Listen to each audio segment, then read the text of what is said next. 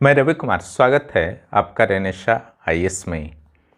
चलिए, 7वीं जेपीएससी के संदर्भ में एक बहुत ही बड़ी अपडेट मिल रही है, उसी पर हम लोग आज मुख्य रूप से चर्चा करेंगे। साथ ही 11वीं जेपीएससी जो संभावित वैकेंसी है, वहाँ पर आप किस तरीके से तैयारी का भी रणनीति बनाएं, उस पर भी हल्की सी चर्चा करेंगे।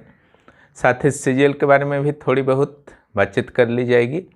आपको जैसा कि पता है, विश्व पर फिर से तीसरे विश्व युद्ध का खतरा जो है मंडरा रहा है। देखिए, जो बाल्कन क्षेत्र में, यूक्रेन बाल्कन क्षेत्र में तो नहीं आता, लेकिन बाल्कन के पास से है। रूस का एक तरह से पूर्व में रूस का ही भाग रहा था 1991 से पहले। और इस लड़ाई के मूल में है वास्तव में पूंजीवादी और साम्यवादी देशों के बीच का जो संघर्ष लंबे समय से चलता आया है, उसी के रूप में आप देख सकते हैं। रूस किसी भी हालत में नहीं चाहता कि बहुत सारे उसके पूर्व के जो CIS के देश थे, है ना, यानी कि जो रूस से अलग हुए थे वो सारे देश थे, वो बहुत सारे देश जो हैं EU के प्रभाव में आ चुके हैं, यूरोपियन यूनियन के, अमेरिका के प्रभाव में आ चुके हैं, नाटो के सदस्य बन चुके हैं। यूक्रेन के द्वारा भी यह प्रयास किया जा रहा था और यह रूस किसी भी हालत में स्वीकार नहीं कर सकता था, क्योंकि यूक्रेन कहीं ना कहीं से उसके लिए बफर जोन की तरह हमेशा से वर्क करता रहा है। बफर जोन का अर्थ होता है किसी भी आक्रमण से सुरक्षा, है ना। विक्टर यानुकोविच नाम के एक राष्ट्रपति हुआ करते थे, जेलेंस्की का जो नाम आप सुन रहे हैं इससे जस्ट पहले। तो विक्टर जो हुआ करते थे और रूस के समर्थक थे, तो कोई प्रॉब्लम नहीं थी। 2014 में यूक्रेनियों के द्वारा उन्हें हटा दिया गया, है ना। बड़े आंदोलन हुए थे, अंततः रूस समर्थक होने के कारण ही हटाया गया था। उसका परिणाम जो है जस्ट आपको देखने को मिला। और क्रीमिया पर जो है आपका रूस का कब्जा हो गया। इसके बाद G8 से रूस को हटा दिया गया था, G7 बन गया उसके बाद से। इस बार फिर से यूरोपियन यूनियन और नाटो का सदस्य बनने का प्रयास जेलेंस्की के द्वारा किया जा रहा था। यही कारण था कि रूस बार बार चेतावनी के बावजूद न अमेरिका और यूरोपियन देश इस मुद्दे पर पीछे हटना चाह रहे थे, न ही यूक्रेन। अंततः रूस के द्वारा डायरेक्ट युद्ध का सहारा लिया गया, लेकिन युद्ध का परिणाम किसी के लिए अच्छा नहीं होता है, ठीक है। आप देख रहे हैं कि यूक्रेन में किस तरीके से तबाही मच रही है। और दूसरी ओर रूस में भले ही प्रत्यक्ष रूप से सैन्य अटैक नहीं हुआ है, लेकिन आर्थिक अटैक रूस पर भी हो चुका है ना। तरह तरह के प्रतिबंध यूरोपियन देशों के द्वारा, ऑस्ट्रेलिया के द्वारा, न्यूजीलैंड के द्वारा और अमेरिका के द्वारा लगाए जा रहे हैं, जिसके कारण रूबल की कीमत में भारी गिरावट देखी जा रही है और रूस पर आर्थिक संकट का साया मंडरा रहा है, ठीक है। चलिए, हम लोग अपने मूल मुद्दे पर आते हैं। 7वीं जेपीएससी मुख्य परीक्षा के जो अभ्यर्थी हैं, उनको सपनों को पूरा करने के लिए अब बहुत ज़्यादा समय नहीं बचा है। और जो आपका निर्धारित है 11 मार्च, 12 मार्च और 13 मार्च, 3 दिनों तक आपका परीक्षा होगा। मुख्य परीक्षा जो 28 जनवरी से निर्धारित था, कुछ समय आप लोगों को मिल गया था। हालांकि कुछ नए अभ्यर्थी शामिल हुए, उन्हें बहुत ज़्यादा समय नहीं मिल पाया। हालांकि उनमें से भी कई अभ्यर्थी हैं जो रेगुलर पढ़ रहे थे, पढ़ाई को उन्होंने नहीं रोका था। हमसे भी उस समय कई लोगों ने संपर्क किया था, मैसेज के माध्यम से, फ़ोन के माध्यम से। मैंने हमेशा ही सलाह दिया था कि तैयारी जारी रखें, और ख़ास करके जिनका मार्क्स आसपास है उनको तो तैयारी नहीं छोड़नी चाहिए। उसमें से बहुत लोगों ने तैयारी जारी रखा, कई ने छोड़ दिया था, ठीक है। तो उनको निश्चित रूप से, जिन्होंने छोड़ दिया था, समस्या का थोड़ा सा सामना तो करना पड़ ही रहा है। 400 कैंडिडेट जो बाहर हो गए हैं, वह भी अपनी ओर से हाईकोर्ट में प्रयास कर रहे हैं, ठीक है। देखिए क्या होता है। लेकिन फिलहाल जो स्थिति है, 11 मार्च, 12 मार्च और 13 मार्च को आपकी मुख्य परीक्षा है। और 28 फरवरी यानी कि आज से आपके एडमिट कार्ड भी डाउनलोड हो रहे हैं, ठीक है। अपने एडमिट कार्ड को डाउनलोड कीजिए और उसमें जो भी इंस्ट्रक्शन है उसका एक एक लाइन आपको जो है पालन करना है। तो इसमें जो विशेष रूप से ध्यान देंगे, कोई भी त्रुटि होगा तो 9 तारीख तक आप सुधरवा सकते हैं, 9 मार्च तक, यानी कि एग्जाम से 2 दिन पहले तक। दिव्यांग कोटे के अभ्यर्थी अपने श्रुति लेखक की सहायता है, वो भी केंद्र अधीक्षक से 9 मार्च तक संपर्क कर सकते हैं। एग्जाम हॉल में जाएं तो आपका जो रिक्वायरमेंट है ना, पेन वगैरह, एडमिट कार्ड वगैरह, वो तो अच्छी तरह से ले ही जाएं, लेकिन साथ में जो आयोग के द्वारा कहा गया है उसको भी लेना ना भूलें। एक वैध पहचान पत्र, जो कुछ भी हो सकता है पहचान पत्र के रूप में, जो मान्यता प्राप्त है, और दूसरा 2 स्टाम्प साइज फोटो, ये बहुत ज़रूरी है, इसको आप लोग ज़रूर ले जाएंगे। और एग्ज़ाम हॉल में बहुत सारी सावधानियां रखनी पड़ती हैं, उन सावधानियों को आप रखेंगे, है ना।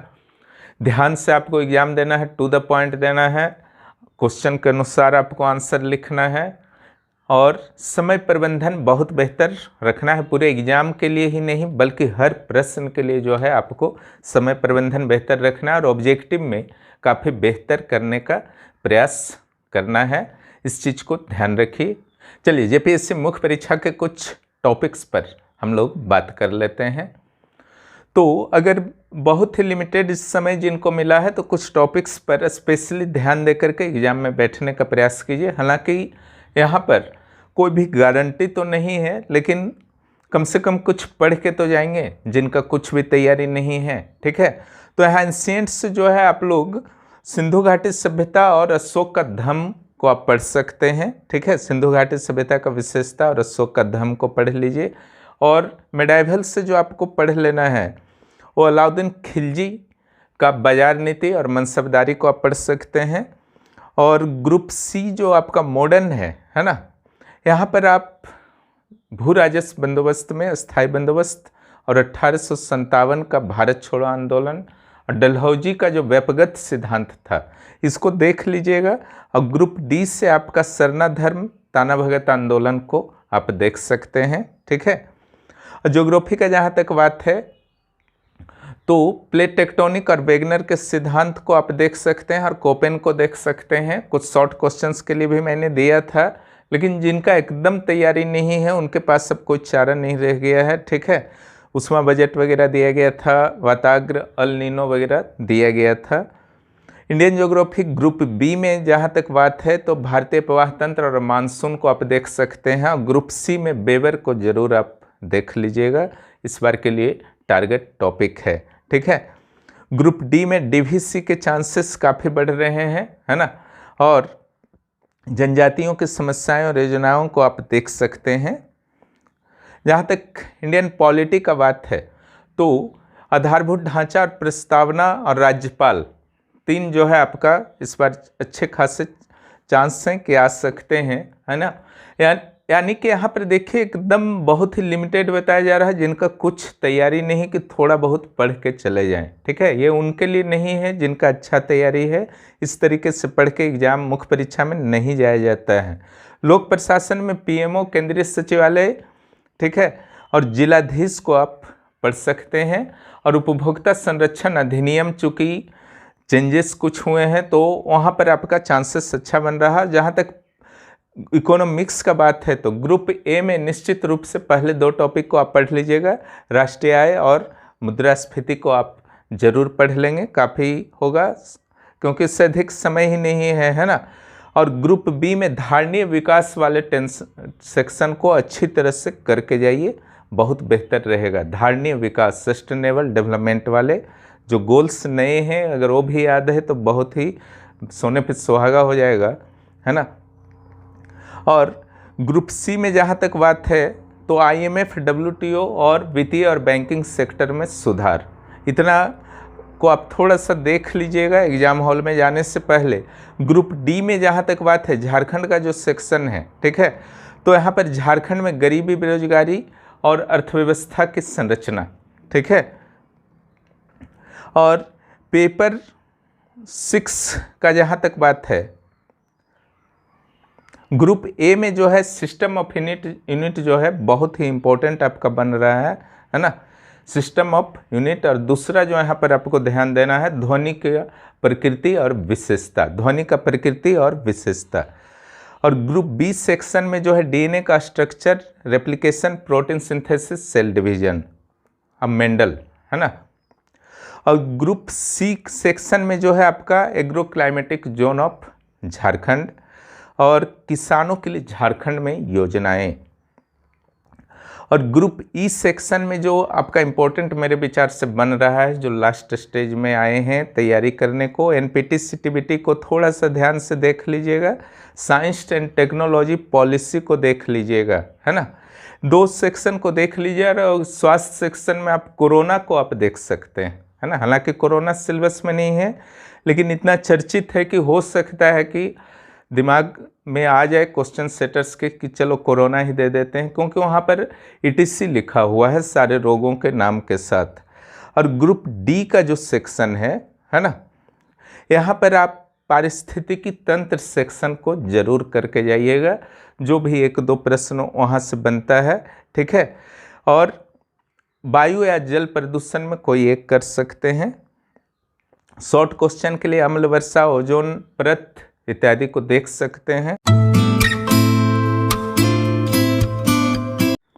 पर घबराइए नहीं, स्थितियां जो भी हैं मुकाबला कीजिए और एग्जाम में जरूर बैठिए, एक बहुत ही बेहतर अनुभव आपको इससे प्राप्त होगा। अत्यंत महत्वपूर्ण टॉपिक्स पर मैंने चर्चा की, हालांकि इस तरीके से पढ़ना उचित नहीं है, फिर भी मजबूरी है। एग्ज़ाम किसी भी हालत में नहीं छोड़ना है, इतना भी करके जाइएगा तो एग्ज़ाम हॉल में एक आशा के साथ प्रवेश कीजिएगा कि चलो कुछ अगर ये टॉपिक्स आते हैं तो मैं कुछ तो लिख दूंगा, है ना। अन्यथा कुछ नहीं पढ़ के जाइएगा तो वास्तव में एग्ज़ाम देने का मतलब नहीं है। इसलिए हर सेक्शन से, हर सब्जेक्ट के हर सेक्शन से कुछ कुछ ज़रूर करके आपको जाना है। आपको मुख्य परीक्षा के लिए बहुत बहुत शुभकामनाएं। और साथ ही जो 11वें जेपीएससी की तैयारी करना चाहते हैं, अपनी प्रारंभिक परीक्षा आज से ही शुरू कीजिए, इंतज़ार मत कीजिए प्रारंभिक परीक्षा की तैयारी। अगर प्रारंभिक परीक्षा की तैयारी आपकी कंप्लीट है, कॉन्फिडेंस आपको है, तो मुख्य परीक्षा की तैयारी ज़रूर शुरू कर दीजिए, क्योंकि राइटिंग प्रैक्टिस एक दिन में नहीं आता है, बाद में काफ़ी हड़बड़ी हो जाएगा। जहाँ तक जेएसएससी सीजीएल की बात है, तो सीजीएल जो आपका चांसेस है कि आपका पूरी तरह से जो परसों कोर्ट का डिसीजन आने वाला है उस पर डिपेंड करेगा कि अप्रैल में एग्ज़ाम होगा या नहीं, लेकिन बहुत ही न्यूनतम चांस अब रह गए हैं कि अप्रैल में एग्ज़ाम होंगे, ठीक है। बाकी देखिए 2 मार्च का इंतज़ार कीजिए, लेकिन अपनी तैयारी जो है मार्च में फिनिश करने का प्रयास करें, यह बेहतर रणनीति, फिलहाल के लिए यही बेहतर रणनीति होगा। हालांकि समय इसके लिए भी काफ़ी कम दिया गया है आयोग के द्वारा, इसलिए आप लोगों को समय इसके लिए भी ज़रूर मिलना चाहिए। जहाँ तक रेनिशा आईएएस का बात है, तो वहाँ पर कंप्लीट मटेरियल दिए जा रहे हैं सीजीएल के लिए और जेपीएससी के लिए। इसी को पहला टारगेट मैंने किया है, ये दोनों एग्ज़ाम को, JPSC and JSSC CGL. 11th JPSC के भी कंप्लीट नोट्स वीडियो, है ना, और टेस्ट डेली प्लस वीकली दोनों होते हैं। डेली टेस्ट जो होते हैं वॉइस कॉन्फ्रेंस के रूप में होते हैं, ताकि मैं भी आपसे जुड़ा रहूं और हर टॉपिक से आप जुड़े रहें। फिर मिलते हैं अगले वीडियो में। जो भी इस चैनल पर नए हैं, इस चैनल को सब्सक्राइब करें। और रेनिशा आईएएस से अगर आप डायरेक्ट जुड़ना चाहते हैं इसके नोट्स से, टेस्ट से, तो 9661163344 पर आप सीधे मैसेज करें व्हाट्सएप पर, मैं तुरंत ऐड कर दूंगा। वीडियो देखने के लिए बहुत बहुत धन्यवाद।